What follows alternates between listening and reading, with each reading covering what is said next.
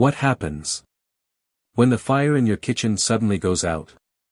Not just the flame, but the comfort, the routine, the life you were used to. This is the story of a family who lost convenience, but found something far more valuable. In a crowded city full of noise, traffic, and tall buildings, lived a small family. Sugriv, his wife Layla, and their 2 kids.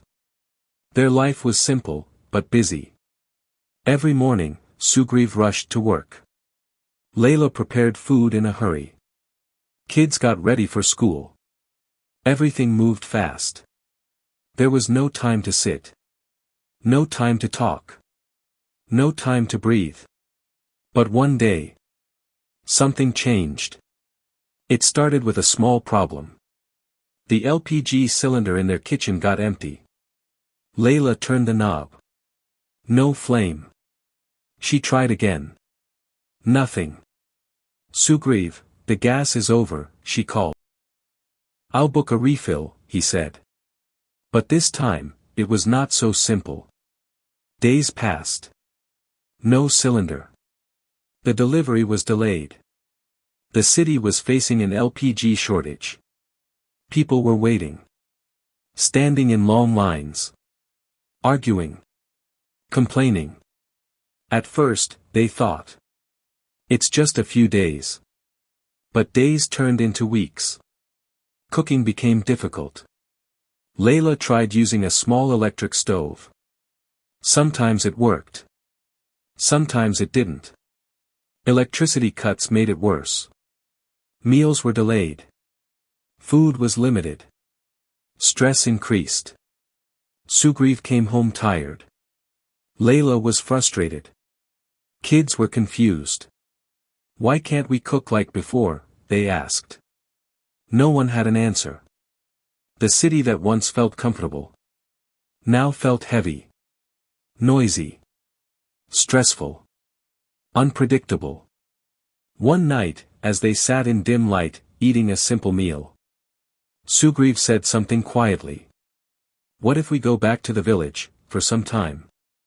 Layla looked at him. The village? After so many years? No fast life. No city comfort. Just simple living. But then she thought. Was this comfort really comfort anymore? A few days later, they packed their bags, left the city behind, and returned to their village. The village welcomed them with silence. Peaceful silence. Fresh air. Open fields. Birds singing. No traffic. No rush. No pressure. The first morning felt different. Layla woke up early. She stepped outside. The sun was rising slowly. Golden light spread across the fields. She smiled. For the first time in months. She felt calm. Cooking was different too. No LPG. But they used a traditional stove. Firewood. Slow cooking. Simple food. It took more effort. But something felt special. The food had warmth. Not just heat. Sugriv started helping in the fields. Kids played freely in nature. No screens. No noise. Just life. Evenings were the best.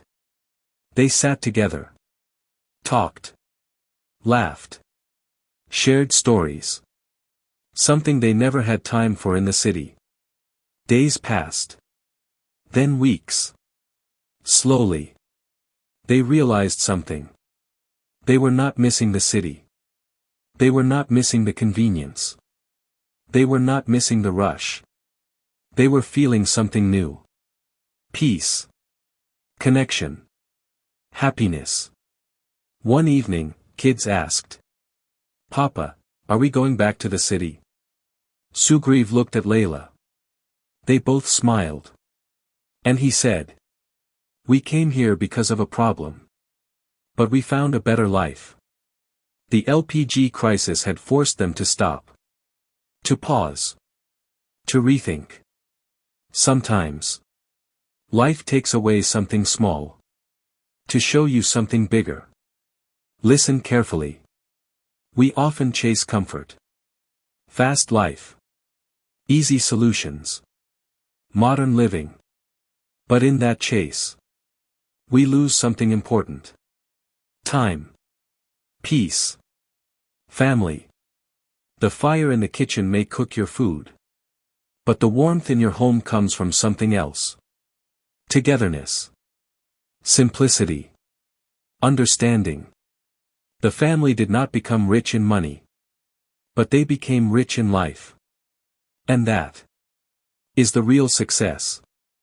If life ever feels too fast, too heavy, too stressful, maybe it's not a problem. Maybe it's a sign. A sign to slow down. A sign to reconnect.